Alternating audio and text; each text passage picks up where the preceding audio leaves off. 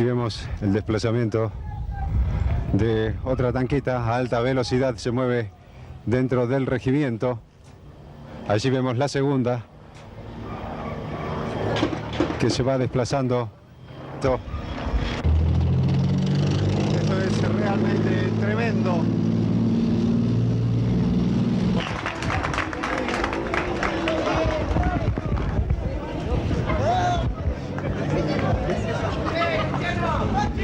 Acá vemos cómo ha explotado la camioneta que permanecía en la mitad del camino de la puerta de ingreso. Sinceramente se nos hace difícil tratar de captar todo lo que está sucediendo, pero así lo estamos haciendo. Todo lo que sucede con estas cámaras de 9 Diario lo estamos captando. La reacción de los soldados, el desplazamiento de los efectivos militares y policiales. Y esto está quedando prácticamente como un desarmadero, la puerta o el camino de ingreso hacia el regimiento de infantería. Los automóviles totalmente destrozados por el accionar de las tanquetas. Sigue el intercambio de disparos. Estamos en una situación o en una posición realmente peligrosa. Se incrementan las llamas en la camioneta, como así también se incrementa el intercambio de disparos. Esto puede tener consecuencias imprevisibles. Hacia nuestra izquierda podemos ver otra tanqueta que se acerca. Y la incertidumbre es total cuando se acerca una de ellas, porque no sabemos si se acerca personal militar o parte del grupo de los civiles que tomaron o intentaron tomar este regimiento de infantería. Allí vemos cómo va a tratar de esquivarlo, pero lo enfrenta, lo pasa por encima como si nada pasara, y así sucesivamente con los autos que se encuentran más atrás. El 23 de enero de 1989, el país se conmocionó con un hecho trágico sucedido en Capital Federal. Fue por el copamiento del cuartel de La Tablada del Ejército Argentino por parte de un comando del movimiento Todos por la Patria durante la presidencia de Raúl Alfonsín y ante un supuesto golpe de Estado cara pintada. El ataque fue rechazado luego de varias horas de combate. Resultaron muertos 32 civiles, miembros del comando del MTP, 9 militares y 2 policías. 4 de los integrantes del grupo del MTP, José Díaz, Iván Ruiz, Francisco Provenzano y Carlos Samojedni, fueron detenidos desaparecidos por fuerzas del ejército durante la represión, sin que el Estado argentino haya dado hasta ahora alguna explicación. En Entre Ríos hubo movimientos extraños, amenazas y protagonistas de un hecho trágico que marcó a fuego a nuestra incipiente democracia. En aquel fatídico 23 de enero de 1989, yo era un joven sargento primero del ejército y me encontraba destinado en la Compañía de Comunicaciones Mecanizada 10, que está en la localidad de Arana, en La Plata, en la misma guarnición que se encuentra el Regimiento 7 de Infantería Mecanizado 7, ambas unidades veteranas de Malvinas. Yo estaba destinado a ese lugar y ese 23 de enero yo, en cumplimiento de mis funciones como militar, me llegó al cuartel muy temprano en aquella oportunidad porque estaba cumpliendo una sanción disciplinaria. Entonces, bueno, yo tenía que firmar el libro de guardia al horario que se llama de diana y a la noche de retrete, y me retiraba a mi casa. Así que, bueno, yo llego muy temprano. Cuando recibo la orden, un jefe de puesto, que era un cabo primero, Suárez de apellido, que me dice: mi sargento primero, dice, atacaron al regimiento de La Tablada. Entonces, ¿cómo que atacaron al regimiento? Sí, dice, mire, dice, tenemos, dice, la orden, dice, del segundo comandante de la brigada, que era el coronel Gasquet, de la 10ª Brigada de Infantería Mecanizada, teniente general de Valle, con asiento en La Plata, que nosotros teníamos que organizarnos para ir a la recuperación del regimiento. Entonces, bueno, yo al ser más antiguo en ese momento desperté a todos los jóvenes que estaban, porque todos los más antiguos estaban de vacaciones, y nos dirigimos a nuestra compañía, comenzamos a retirar armamento y a todo lo que está establecido en los planes de organizaciones normales que tienen las unidades. Y llega mi segundo jefe de compañía, era un capitán, se llama Eduardo Carlos Videla, y él nos dice que teníamos que ir a la recuperación, que teníamos que agregar nuestra columna a la columna de la fuerza de tarea del regimiento 7 que salía rumbo a la recuperación. Así que, bueno, llegamos nosotros a inmediaciones del regimiento, camino de Cintura y la autopista que va a Ezeiza. En ese lugar hay un predio policial. Ahí se establece la zona de reunión. Creo que fue un acontecimiento trágico, fundamentalmente por el marco político institucional que se dio. En este momento el gobierno de Alfonsín venía con serios problemas, había tenido 2 o 3 levantamientos cara pintadas, había habido 13 paros generales, creo que me quedo corto, y la situación económica estaba bastante complicada. Entonces, esta cuestión que explota ese día, la primera información que nosotros recibimos era algo vinculado posiblemente a un episodio de sedición militar. Pero con el paso de las horas se fue viendo que era un conato de un resabio de los grupos terroristas que inexplicablemente, de manera, por decirlo, suicida, pero a la vez con un claro contenido insurreccional, digamos, atacaron un regimiento con el argumento de que se estaba preparando un golpe cara pintada. Entonces, según la perspectiva que ellos tenían, iban a tomar un tanque de ese regimiento, iban a avanzar con ese tanque a la Plaza de Mayo, y a medida que se fuera sumando la gente, iban a llegar a la Plaza de Mayo a decirle a Alfonsín que estaban ahí para defenderlo. Es decir, fue un acontecimiento absolutamente demencial. Y yo personalmente creo que no había atenuante alguno para no criticarlo profundamente, máxime teniendo en cuenta que detrás de toda esa maquinaria estaba Gorrearán Merlo, que era un personaje vinculado al Partido Revolucionario de los Trabajadores, al ERP, que tenía una larga presencia en el mundillo del terrorismo, y muchos de los que participaron en ese movimiento de Todos por la Patria solamente era gente bien intencionada que se arrimó al movimiento pensando que era una alternativa progresista frente a la política nacional, y resulta que terminó siendo un ariete de un PRT o de un ERP que estaba absolutamente disgregado y vencido desde el punto de vista, ¿no? ¿Qué recuerdo del intento de copamiento al regimiento de La Tablada? Bueno, un hecho que ocurrió ya hace más de 25 años.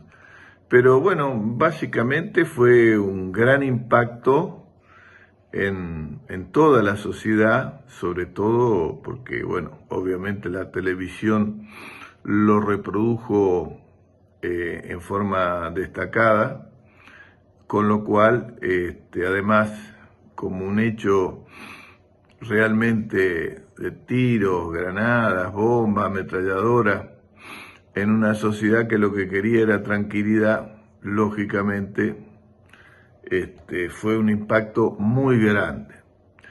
Repercutió en Entre Ríos, de distintas maneras. En primer lugar, porque había, al menos que nosotros teníamos conocimiento, en la ciudad de Paraná, una pareja que eran militantes del movimiento Todos por la Patria, que fueron perseguidos y que por lo tanto hubo que resguardar, digamos, se los cambió de domicilio, se guardaron sus libros vinculados al movimiento Todo por la Patria. Eso por un lado. Y por otro lado, nosotros como Organización de Derechos Humanos, la Liga Argentina por los Derechos del Hombre, hacía varios años veníamos desarrollando una tarea en una villa, una tarea militante, que era en Villa María, una parte de calle España al final, una parte de Humito, y allí, bueno, llegamos a trabajar alrededor de 30 personas, teníamos, bueno, armamos el salón vecinal, que a su vez era un centro de salud, teníamos equipos de salud, de grupos de apoyo escolar a los niños, bueno, una serie muy importante de actividades, digamos, que desarrollamos durante muchos años, cerca de 7 años trabajamos. Y en esa instancia, cuando ocurre lo de la tablada, fuimos perseguidos, en particular un compañero, Luis Rosso, se le entró a la casa y se le dejaron mensajes amenazantes, entre ellos la imagen de una iguana, que era un grupo especial, digamos, de la policía. Y entonces, bueno, eso generó una deserción importante en el grupo que trabajaba en la villa. Digamos, muchas compañeras y compañeros dejaron de participar. Cuando llega el comandante de nuestra brigada, era un coronel, actualmente es un general, se llamaba Jorge Alperini, el segundo comandante, ordena el despliegue de las fuerzas que estaban para contraatacar el regimiento. Estábamos nosotros en ese lugar, entonces el jefe de mi unidad, que era este capitán Videla, ordena que yo sea el operador de radio del puesto de comando táctico, es decir, el máximo órgano de comunicaciones que tiene esta operación militar, ¿no es cierto?, en donde yo tenía que coordinar las comunicaciones con las unidades que participaban en la recuperación y hacia el nivel superior con el jefe del Estado Mayor, que en aquel momento era el general Gacino, y ahí yo recibí la orden directamente del presidente de la República, el doctor Raúl Alfonsín. La orden del presidente Alfonsín en aquel momento, que es la parte histórica de esto, ¿no es cierto? El doctor Alfonsín ordenó, por medio del jefe de Estado Mayor, ordenó: recupere el cuartel y someta a los sediciosos a la justicia federal. Esa orden la recibí yo. Y así yo se la transmito a mi comandante. Primero, una gran confusión en el momento, era muy temprano. Yo trabajaba, era el peón de albañil de mi padre, ¿no?, que era albañil, era el peón de él. Y cuando empezaron a suceder los acontecimientos, estaban todo el mundo desconcertado, porque veníamos de los acontecimientos que habían hecho los intentos de golpe de Estado nuevamente los militares. Todos creíamos, suponíamos que era un nuevo intento.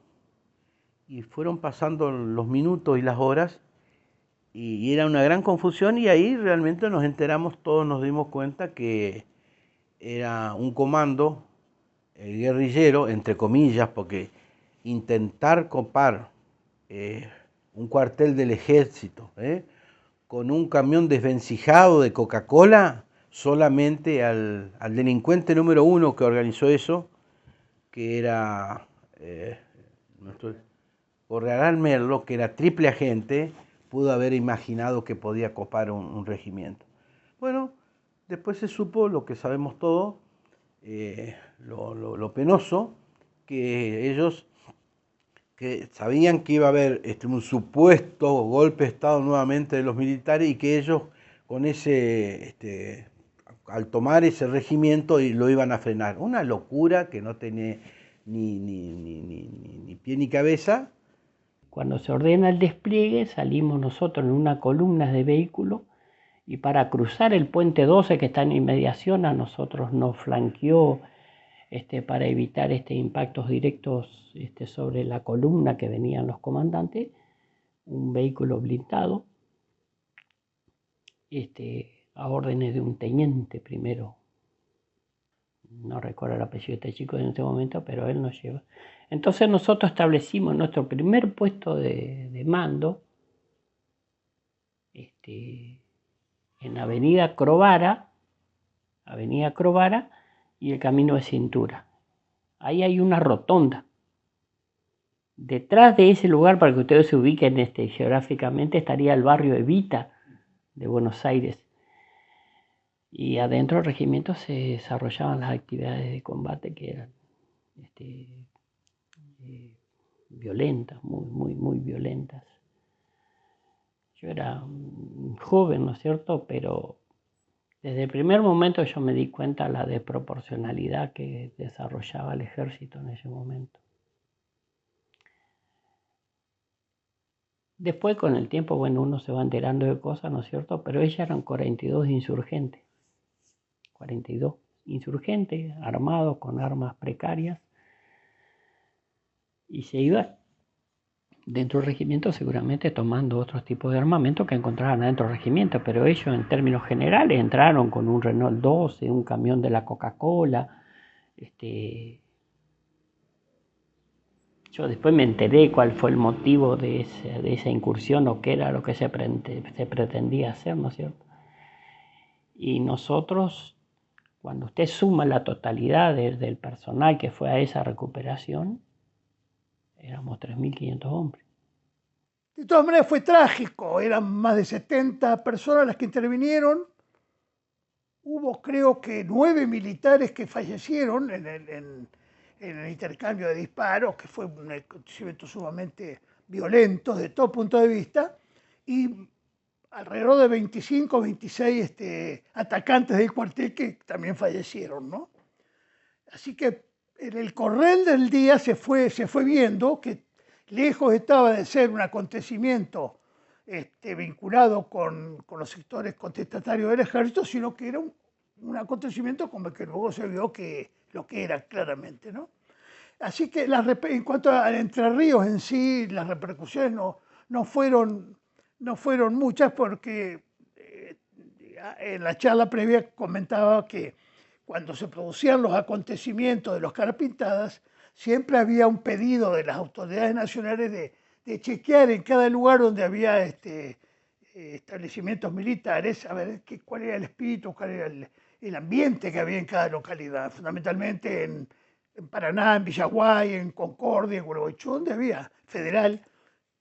Este caso no, porque el movimiento y el grupo no tenía mayor anclaje territorial y por lo tanto, además era totalmente confuso cómo se fue dando el proceso, ¿no?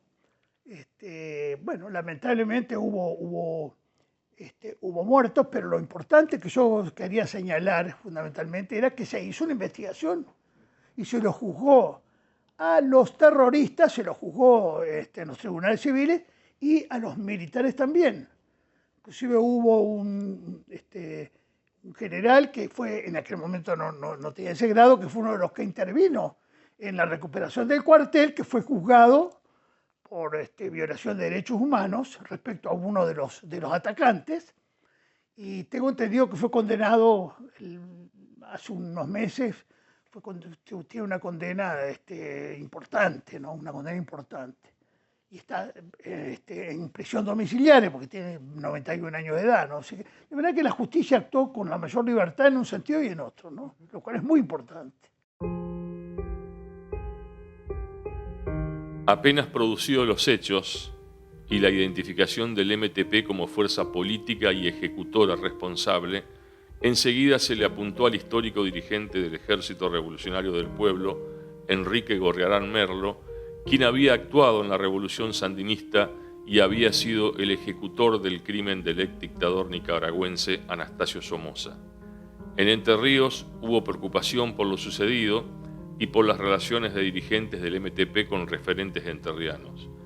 Fue el propio ministro de Gobierno de Jorge Busti, el ingeniero Hernán Darío Orduna, quien recibió un documento reservado con una lista de dirigentes políticos de todos los partidos y referentes sociales de centro-izquierda, como así también periodistas de la provincia, sobre los que podían producirse atentados domiciliarios como secuela de la violencia desatada en Buenos Aires y como represalia de fuerzas de choque ligadas al ejército por lo sucedido en la Tablada. El dirigente Jorge Baños, uno de los integrantes de la conducción del MTP, asesinado en el regimiento, había estado en Paraná en 1985 para dar una charla en una escuela secundaria y con el objetivo de ampliar el espectro partidario en la provincia. Y el cura Antonio Puijané, uno de los líderes del nucleamiento, también había llegado a Paraná un tiempo antes de los hechos de la Tablada. Nosotros teníamos vinculación con el movimiento Todo por las Patrias a partir de Acción Educativa de Santa Fe, con Rubén Drí, que era un maestro, digamos, impresionante, que nos formábamos en lo que era educación popular. Hacíamos los talleres en Santa Fe, en Acción Educativa, digamos, y allí nosotros que éramos pibes, digamos, nos formamos para poder trabajar y desarrollar un mejor trabajo en la villa. Y a su vez, digamos, esta vinculación con Rubén Drí, que no tuvo absolutamente nada que ver con el copamiento de la Tablada, también significó, por ejemplo, que pocos días antes del copamiento, que ocurriera el suceso, lo trajéramos a dar una charla a Fray Antonio Puyané, una persona hermosísima, de un corazón enorme, gigante, digamos, sobre toda la situación de los sectores vulnerables, de los pobres de la Argentina. Yo te decía, ese hecho en sí a nosotros nos repercutió, te diría que fue el comienzo del fin de nuestro trabajo en las villas como militantes de derechos humanos. El presidente de la Nación, Raúl Alfonsín, que tenía a su cargo la comandancia en jefe de las Fuerzas Armadas, tomó la decisión que tenía que tomar, ¿no? Y porque era desde disparatado, insolente y todo lo... Nosotros veníamos de tratar de... A ver, Gilavedra, mi amigo, había juzgado a las juntas militares. Estamos normalizando la democracia para que una manga de loquitos sueltos, y me hago cargo de lo que digo, encabezados por Gorrerán Merlo, que era triple agente, que había tenido un pasado muy luctuoso, muy oscuro, porque no se sabía para quién jugaba, haya encabezado ese copamiento a la Tablada. Realmente terminó como tenía que terminar. Lamentablemente el ejército tuvo que actuar, porque también el presidente de la Nación no podía dejar que se repitieran algunas cosas y a la luz del día como habían ocurrido, y bueno, y terminó de esa manera. Obviamente hubo muchos muertos y desaparecidos, porque fue un hecho violento. ¿Cómo va a terminar un hecho violento? Yo estoy siempre al lado de los derechos humanos, toda mi vida estuve allí. Yo soy amigo de Ricardo Gilavedra, estuve al lado del juzgamiento de los militares, lo que hicieron, pero no podía soportar que 4 o 5 loquitos, por otra cosa no puedo decir, lo quiero reiterar, quieran hacer que entonces la gente se iba a asustar, iba a haber una rebelión popular, ese era el esquema, entonces la gente iba a salir a la calle a defender el gobierno. ¿Defender de qué? No tenía ni son, y no me quiero extender, pero fue eso. Yo era joven en aquel momento y yo sabía que había soldados que estaban aferrados por nuestro propio fuego, estaban presos en los calabozos ahí porque habían sido desertores esos chicos. Y adentro había oponentes, guerrilleros, llamale como quiera, qué sé yo. Y nosotros tirábamos, la orden era matar. No les importaba que adentro había soldados. Ese Panar tiró desde 3 posiciones, desde la avenida Crovara, estacionó en 2 lugares. En uno de esos lugares puede estar la foto del periodista Longoni de la revista Somos, y desde la esquina también abren fuego sobre la guardia, que comenzó a incendiarse, porque tiraban con bombas incendiarias. Y fue una cosa de loco, porque nosotros éramos jóvenes, amigos. Alto el fuego, muchachos, porque nosotros sabemos lo que es la administración de violencia.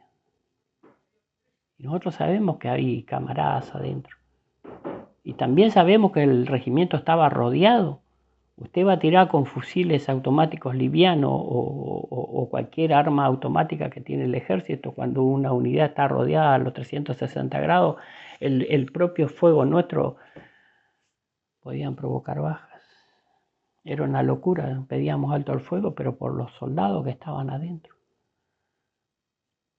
en un momento determinado, estos mismos personas que eran subversivos, guerrilleros, ellos rompieron los candados de los soldados, ellos salvaron a los soldados que estaban adentro y salen por una ventana. Bueno, salen por esa ventana y ahí son capturados vivos. Salieron los dos primeros, que yo después me enteré, uno Iván Díaz, el otro José Ruiz, y los separaron en el campo que estaba atrás de la guardia, los separan, entonces los soldados los cargan en un vehículo blindado y hasta 2 personas los lleva detenido un señor militar de la escuela de caballería, que no hace mucho tiempo era jefe de seguridad de acá del Walmart, cuando a mí me amenazaron de muerte. Ese lo lleva detenido, ese hombre.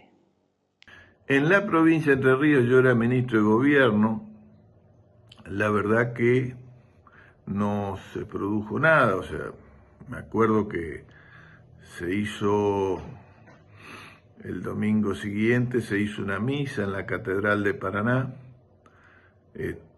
pero no, fuera de eso, o sea, preocupación en Entre Ríos no hubo, o sea, digamos, la policía siempre informaba en Entre Ríos, digamos, si había novedades en los pasos de ingreso o egreso de la provincia, o sea, y bueno, pues, digamos, se mantuvo la actividad normal, o sea, no, nada del otro mundo. Y correlativamente con eso, obviamente, tampoco a nosotros nos produjo preocupación por cuanto, bueno, la situación estaba tranquila en toda la provincia de Entre Ríos. ¿Qué fue el copamiento de la Tablada? Yo creo que fue un intento desesperado y equivocado de un grupo de militantes del movimiento Todos por la Patria, que frente a los alzamientos carapintadas creyeron que venía y le habían vendido pescado podrido de que venía un nuevo golpe de Estado, intentaron frenarlo. A nuestro entender, desde la organización equivocadamente, nosotros públicamente dijimos que estábamos en desacuerdo con esa acción militar, pero también salimos a denunciar y comenzamos campañas sobre la violación a los derechos humanos que habían sufrido quienes ingresaron al cuartel de la Tablada. ¿Y a qué estamos haciendo referencia?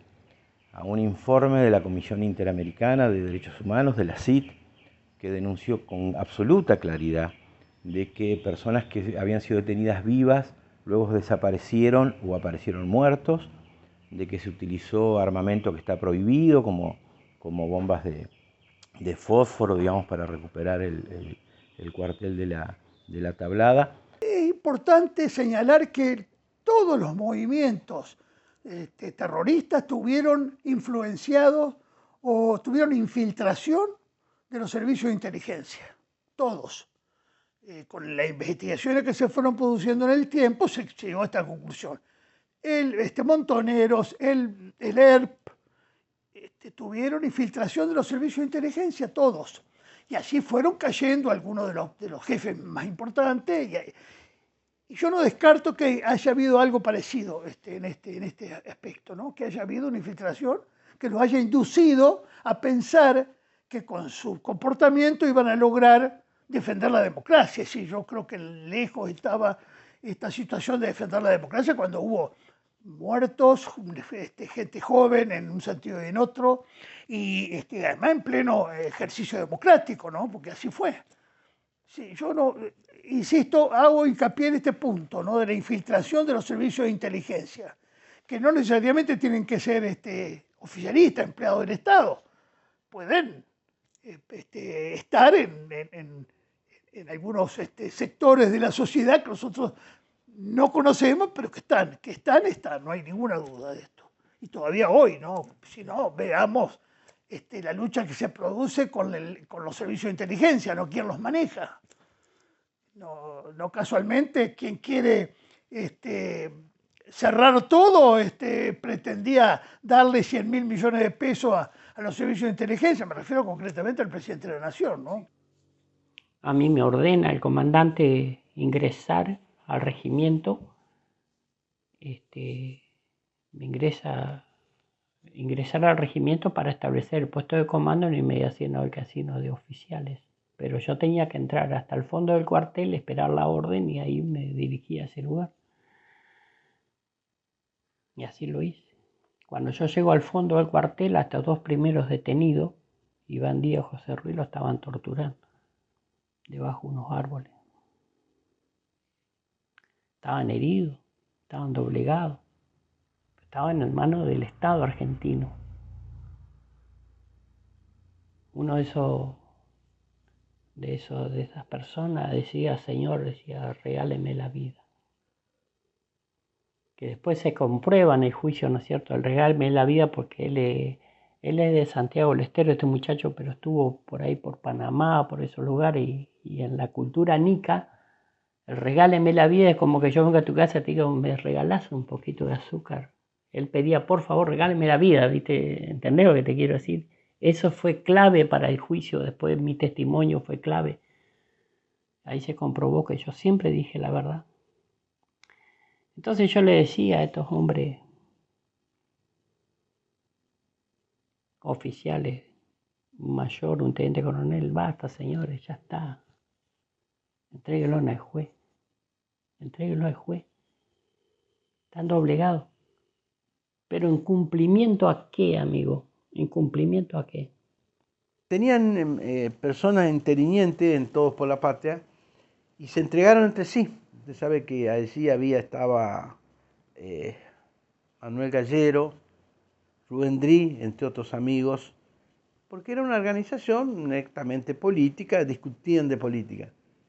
Como está bien, es una organización política, pero después ocurrió 30 días antes una ruptura en el movimiento, porque donde plantearon la violencia, y estas personas que yo nombré tenían experiencias muy vastas de lo que había pasado en el país, y se abrió Rubén Drí, se abrió Manuel Gallero, y se abrieron porque le vieron la pata a la sota, le vieron que estaba Gorriarán Merlo detrás de eso y no se sabía qué buscaba. Es más, hasta el punto que después cuando se fueron dando algunas cosas, iban a lugares donde aparecían estas personas a escracharlo, porque se habían abierto porque sabían que esto era una locura, y terminaron yendo a matar a la gente y lo hicieron morir infamemente a muchos jóvenes que creían en algunas cosas, pero que no era cierto. Estando Gorriarán Merlo de por medio, sabía que eso iba a terminar así. La versión que tenía la cúpula del MTP apuntaba a la existencia de un pacto militar sindical para derrotar a Raúl Alfonsín por esos días de 1989, casi una repetición del que el propio presidente había denunciado 6 años antes durante la campaña electoral de 1983. Pero más insistente era la versión de que iba a existir un golpe de Estado de parte de sectores carapintadas que venían de concretar 3 rebeliones en lo que iba del gobierno alfonsinista, y que la reacción del MTP era en defensa del sistema democrático. Todo lo que sonaba a violencia, todo lo que sonaba a algo que no encajaba en los procedimientos democráticos era resistido por la sociedad.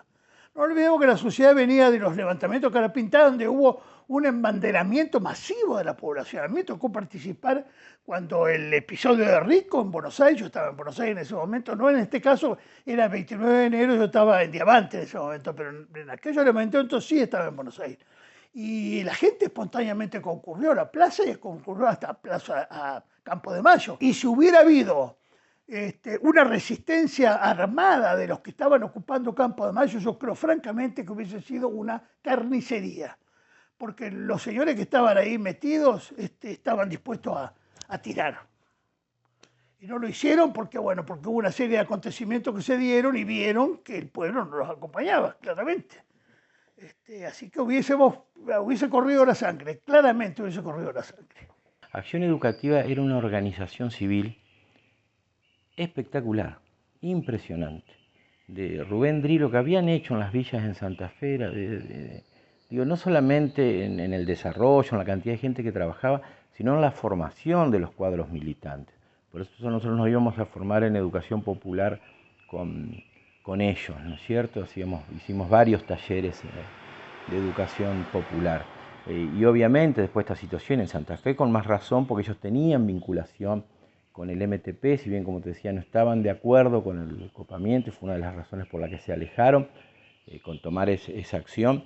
Ellos sufrieron muchísimo y a nosotros también. Llegamos a quedar solamente 2 compañeros de un grupo de 30, y sosteniéndola un poco tiempo más y no mucho más. Sí, sin duda hubo un desarme generalizado de todo lo que fue los trabajos de la militancia en las villas. En ese momento éramos militantes de los derechos humanos. Yo era presidente de la Juventud Radical de Paraná y tenía organizaciones y relaciones con todos los miembros de derechos humanos del país. No tuvo ninguna repercusión en el sentido de que, más allá del hecho político que sucedió así, de que tuvieron que ir los militares al campamento y después meterlos presos a quienes habían quedado, porque al ser un hecho de violencia, obviamente, hubo heridos, muertos, que no se merecían. Yo no estoy de acuerdo con eso, pero es así, que había que defender en ese momento el distrito militar, y hubo muertos y heridos, y lo que hubo, sí lo quiero decir con total tranquilidad, a la lucha que estábamos teniendo nosotros contra los militares que se venían levantando, los Aldo Rico y todos los que venían poniendo en tela de juicio la democracia, la gente cuando se enteró que eran estos personajes y que no eran nuevamente un alzamiento militar, hubo una especie de tranquilidad. Más allá de que sucedió un hecho de violencia, que hubo muertos y esas cosas, pero la gente tuvo cierta tranquilidad porque era como que las Fuerzas Armadas no andaban todavía de vuelta en las actitudes que habían tenido en los alzamientos, ¿no? Hay otras circunstancias que son muy, muy llamativas, ¿no? Pero concretamente más o menos para relacionar este tema. Ese año, yo estuve lastimado en la tablada y voy al Hospital Naval Hospital Naval de La Plata. Una onda expansiva, me había aflojado la dentadura y me colocaron prótesis. Y todo esto como consecuencia política, podríamos decir, le dieron un muy fuerte golpe al doctor Alfonsín, que más allá de otras cuestiones culturales, económicas, qué sé yo, le costó el gobierno al doctor Alfonsín. Entonces le entregan el gobierno le entrega 6 meses antes Alfonsín al doctor Menem, ¿no? Bueno, venimos nosotros al desfile del doctor Menem en la Avenida de Mayo. Llegamos a la Avenida de Mayo y estábamos ahí en Plaza de Mayo nosotros, y nosotros somos del arma de comunicaciones, ¿no es cierto? Teníamos que coordinar el puesto de comando táctico del dispositivo de desfile para impartir voces de mando, porque no lo podés hacer a viva voz, ¿me entendés? Entonces con equipos de radio y otros equipos de radio que estaban sobre la Casa Rosada, que era lo que iban a coordinar el paso de los aviones que iban a salir de Palomar, de Junín y no sé dónde. Bueno, nuevamente mis jefes me ordenan que yo sea el operador, el presidente de la República, porque profesionalmente siempre fui un hombre preparado, fui abierto y me voy a los vehículos del Colegio Militar de la Nación y llega un general que había sido designado en aquel momento como jefe de tropa. Era el general Martín Balsa. Bueno, yo voy y me presento al general, buen día, mi general. ¿Cómo le va? Y bueno, le digo, mi general, yo soy el operador, dice, y que tenemos todo organizado, ¿qué es lo que tenemos? Sí, mi general, digo yo, en cada agrupación, ejército, marina, fuerza aérea, colegios militares, escuelas de suboficiales y otras unidades, policía federal, bla, bla, bla, bla, hay un operador de radio. Cuando usted imparte la orden, yo lo transmito por radio y ellos allá ordenan. Vista derecha, porque de allá va a venir el general, al hombro presentenar, ¿no es cierto? Y eso se coordinaba, ¿no es cierto? Él tenía que hacer el control, o sea, pasar revista de tropa para presentarle al presidente de la República, nuestro comandante supremo en ese momento, Carlos Saúl Menem, que estaba en el Santo Te Deum. El juicio contra los atacantes se realizó en forma sumaria ese año, sin respetar el derecho del debido proceso, con condenas ejemplificadoras completadas en 1997 con las sentencias de Gorriarán Merlo y Ana María Sívori. Ese año, la Corte Interamericana de Derechos Humanos tuvo por probado que el Estado argentino fusiló, torturó y vejó a varias de las personas que fueron detenidas. Evitó investigar los delitos de lesa humanidad cometidos por los militares y otros funcionarios, además de no respetar el derecho al debido proceso. 12 años después de los hechos, luego de una huelga de hambre de los presos de la Tablada y presionado por los cuestionamientos de la Comisión Interamericana de Derechos Humanos, la comunidad internacional y las organizaciones de derechos humanos, el presidente Fernando de la Rúa conmutó las penas de los condenados. En 2003, el presidente Eduardo Duhalde indultó a esos condenados. Cosa que sucedía cuando había levantamientos Carpintadas, es decir, en cada localidad informábamos, que no es mi caso, porque en Diamante ya no había más regimientos, pero donde hubo regimientos, los amigos informaban cómo estaba, si había salido alguna columna, si no había salido, especialmente cuando se le dio la orden al general Alaís que confluyera en Campo de Mayo, que tiene que haber sido la confluencia más lenta en la historia militar del mundo. Alaís demoró, el general Alaís, ¿no? Demoró creo que un día para llegar de Rosario a Buenos Aires, ¿no? Algo insólito, y en realidad no tenía ningún interés de llegar, ningún interés de llegar. Y yo lo vi a Alaís, estuve a metros de él, yo estaba con la gente, y Alaís llegó golpeándose el bridge con la fusta, y venía silbando, así con una tranquilidad, que yo pensé para mí, ¿no? Esta no es la actitud, ni el comportamiento, ni la cara de un señor que viene a reprimir un levantamiento a un gobierno al cual él se debía, ¿no? Y después fue duramente criticado y pasó a la intrascendencia total este personaje, ¿no? Pero evidentemente no hubo ninguna intención de acompañar la represión de los Carapintadas por parte de este militar importante. En ese momento creo que era el jefe de la tercera brigada, no estoy seguro, pero tenía un cargo importante dentro del ejército. Entonces se hace la revista de tropa. Desde Plaza de Mayo hacia el Congreso de la Nación por Avenida de Mayo. Cuando llegamos cerca de la calle Paraná, más o menos a esperarlo al presidente que venga, que venía con el regimiento de granaderos a caballos, había organizaciones de los derechos humanos y exhibían unas pancartas que eran las fotos de Longoni, de la revista Somos, de los detenidos. Y unos carteles que le pedían al presidente Menem, aparición con vía a los desaparecidos de la Tablada. Entonces yo ahí me desayuno, amigo. ¿Cómo desaparecido? Si lo sacaron vivo. ¿Entiendes cómo le digo? Yo caí. Entonces voy y le digo al general Balsa, le digo, pero eso es mentira, mi general, le digo. ¿Cómo desaparecido?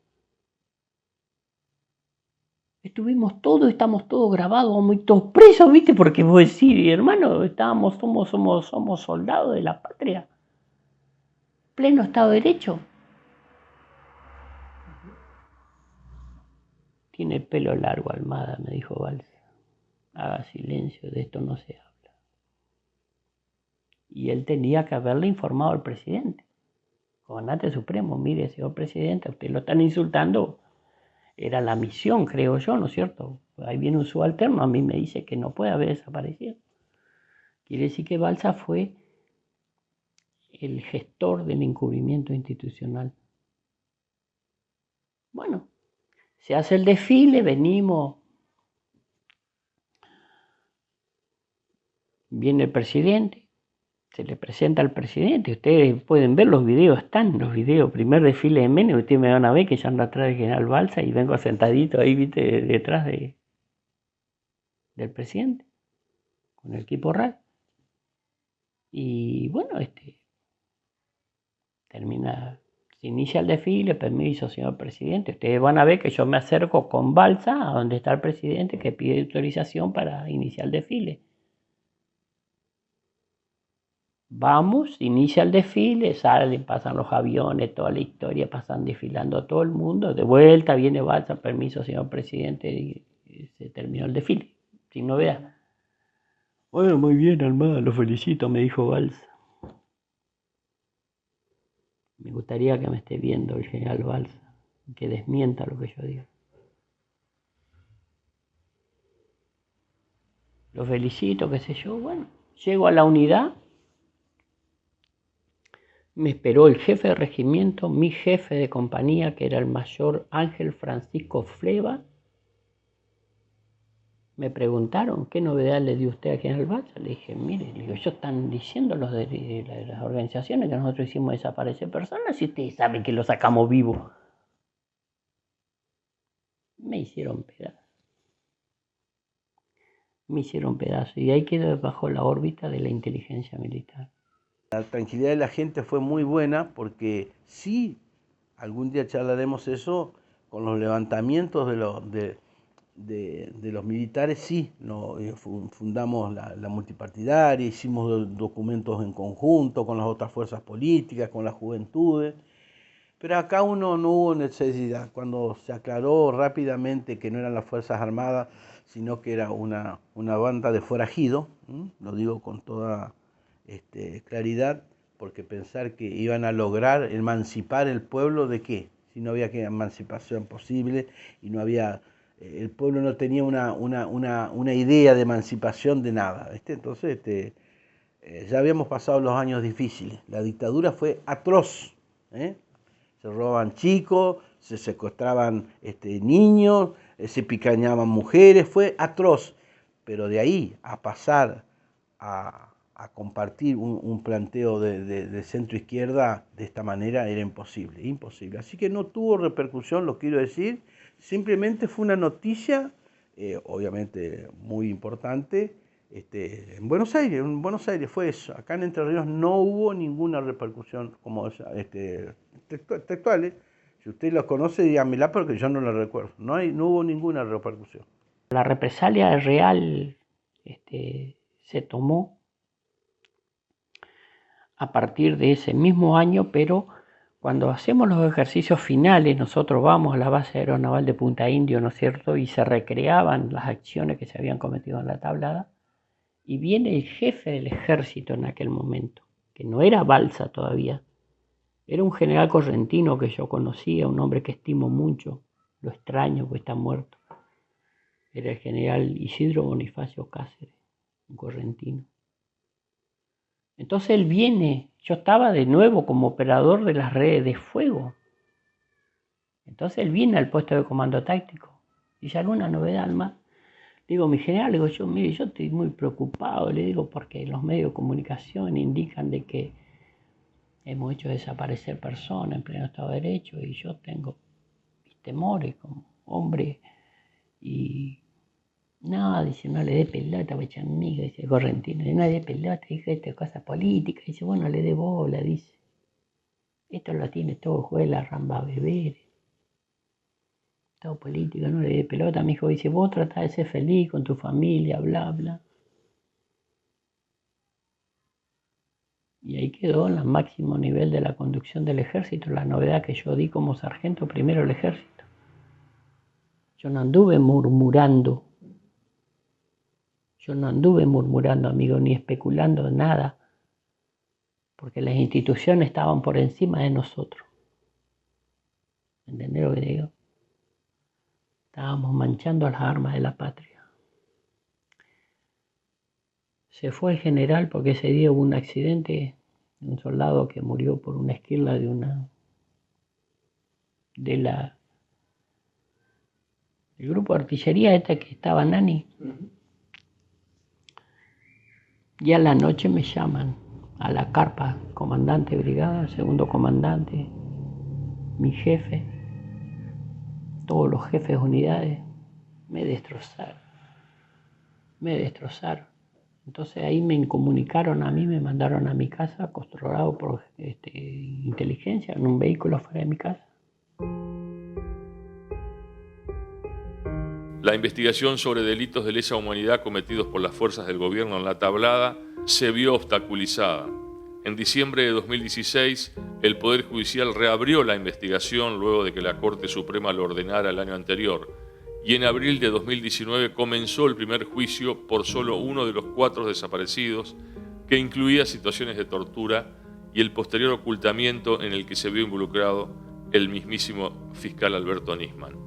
Allí resultó condenado a cadena perpetua el único acusado por el asesinato y desaparición de José Alejandro Díaz, el ex general Alfredo Arrillaga, quien ya se encontraba cumpliendo condena por crímenes de lesa humanidad en la base naval de Mar del Plata, cometidos durante la última dictadura cívico-militar.